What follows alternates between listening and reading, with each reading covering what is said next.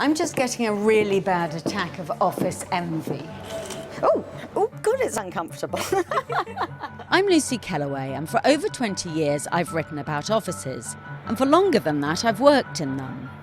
I wanted to take a closer look at the new generation of cool offices, where every last detail has been engineered to make the people who work in them more productive and happier too. It's a bit IKEA. They're beard straighteners. That is very, very messy. Not complete privacy, because you can always just sort of... It looks like a sort of NHS hospital. It's quite strict. From iPad coffee machines Oh my God. to free lunches, I suppose I'll have to put up with the Ben & Jerry's. from hot desking to modern art.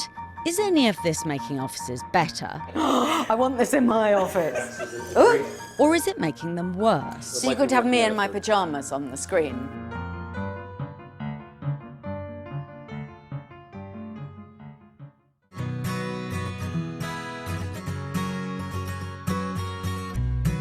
I had my doubts about Lego's new London HQ. It's been designed by the Dutch company Veldhoven, which has come up with a new idea called activity-based working. Not only does no one have their own desk, they have to move from area to area depending on what mood they're in and what they're doing. Worse still, they aren't allowed to leave their stuff unattended and have to be endlessly tidying up. This sounded to me such a dreadful idea it made even hot desking look civilised. To persuade me otherwise, I met Anya, who was going to show me how it works in practice. Hello, I'm Lucy. Hi, I'm Anya. Nice to meet you. Well, very nice to meet you. One thing that strikes me immediately is this, rules of engagement. I love companies making it jolly clear to its employees what it expects of them. I see one that I really like, which is eating only on the 9th floor. So there are no disgusting, sort of smelly French onion soups littered around on the other floors. In some cultures, you know, you eat at your desk. And that's a big problem also because we want to kind of, you know, want people to collaborate, want people to engage. So if you are sitting all the day just looking into a screen, eating your food, they're not really leaving, you know, your screen and your desk. But do people like this? Because I mean, I sit at my desk eating Kit Kats all day, and if someone said I couldn't do that, even though I can see it's in the greater interest of everyone not having disgusting food at desks, I would be quite cross to have that freedom taken away from me. No, do people care? I mean, do people say I want to eat biscuits at my desk and crisps, and why should my employer tell me not to? Yeah, some people do. Yeah, but... And some people don't, but I think it's just, you know, the benefits of taking a break, engaging with your colleague, kind of overrules the other part, and also it's healthy for you. We have people in the office that lost like 2 stones just by working this way. They lost 2 stone because they weren't snacking all day at their desk. I mean, probably That's not amazing. snacking, but maybe just the fact that you don't kind of move around. Yeah. On the subject of food, we headed over to the canteen where staff eat for nothing. Just see what you've got here. Oh, look, it's very, very healthy. Yeah. Salads, and I can see why people lost 2 stone. Another thing I thought I'd hate about the Lego office was all the patronising bright colours, but I found I rather liked them. Because they're connected to what the company sells, they didn't annoy me at all. These are about the coolest light fittings I've ever seen. They're amazing. I want one to take home. You will see them in a lot of our offices. And again, it's these babyish primary colours that pass my test because it's to do with Lego and it's actually been designed nicely, which most offices haven't. So far I'm being converted, which is a bit upsetting. The lampshades were all very well, but what about this activity-based working? For me, a typical day at the FT office involves sitting at my own messy desk, chatting to colleagues, and more or less getting on with my job. I asked Anya how it would work here at Lego. First, I'd have to put all my things in a sort of gym locker.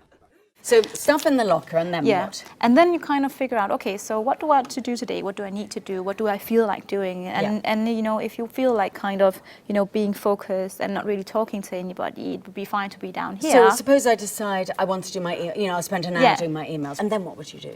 Like if you had a meeting, then you would just grab your things and go to the meeting area. Because you're not allowed to leave anything on your desk. You can leave it for 1.5 hours. So not only are you not even allowed photographs of your kids, you're not even allowed to leave your laptop for more than an hour. It's quite strict. I think it's like a freedom because it's, you know, you don't really have to carry around all your stuff. So it kind of gives you like a more lighter way of But traveling. I like my stuff because my stuff is me. It gives me my individuality. Don't you Really? think, in a way, that Lego is telling you who you are here a little bit? I think we all know who we are. I mean, I don't know if your stuff gives you your individuality, and that's fine. But I think in a workplace, it's probably, I don't know. I don't think anybody feels like that. The area for focused working struck me as isolated and a bit lonely. Although I suppose that's the whole point. It actually forces people to get their heads down and get some work done. Oh my God, what are these? Oh, this is our relaxing caves. Relaxing caves? Yeah. Well, this is just a place where you can I get kind in? of, yeah, just get in and you can just... Dirty feet marks on Yeah, there. yeah, a little bit. Oh God, it's uncomfortable.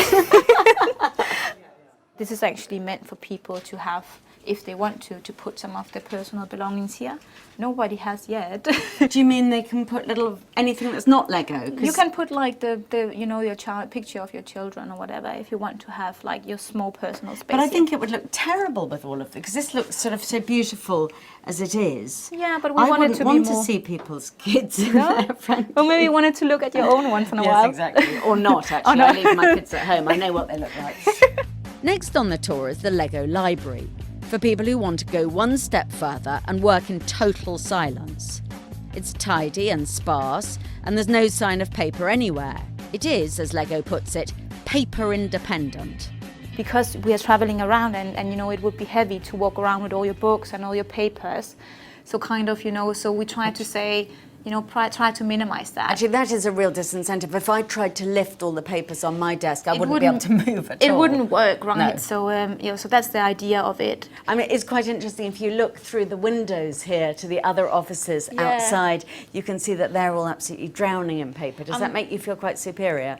If you look at what's going on over there, for I think there's a example. lot of lawyers around here, and they have like a lot of documents they need to store and stuff. So probably it makes sense. It turns out there are further levels of code that all Lego workers learn to decipher. Traffic lights on the top of computers tell people whether you're open to interruption or not. Green means you're in the market for distraction. Red means stay away. And I can see this as efficient from a productivity point of view, but Yeah. I like to know where my friends are, within my office. Yeah. And I like to know where they are, and I can go and hunt them down and sort of chat to them. I'd find this frustrating, I think. So we have the Hub app that enables you to find the people you need to find. The but also, Hub app. Yeah, so that's like an app where you can see on which floor your colleagues are on. So sort of like, young offenders wear a tag, is it? That you can, monitor where everybody is? No, Does not it really. work like that? No, you can't really. You can just say, like, if I am on the 8th floor, it would say Anya's on the 8th floor. Oh, okay. It doesn't tell me that you've just gone to the loo. No. Okay, right, that's good. There are private phone booths available too, good for when you need to shout at the plumber. And other booths exist as well, even one for meditation and prayer. Upstairs there were more meeting rooms, a mini auditorium, and areas for collaborative working. The more I heard about activity-based working, the less I found I disliked it. No one tells you off if you bend the rules. The point of it is to make employees more conscious of how they decide to use their time during each day.